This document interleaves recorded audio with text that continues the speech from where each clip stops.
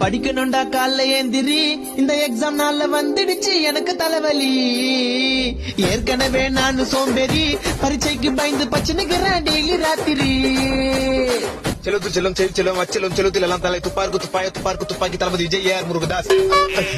புக்க எழுட மக்கு சாம்பிராணி, உனக்கு லக்கு இருந்தா விட்டு அடிச்சு பாசு ஆவணி.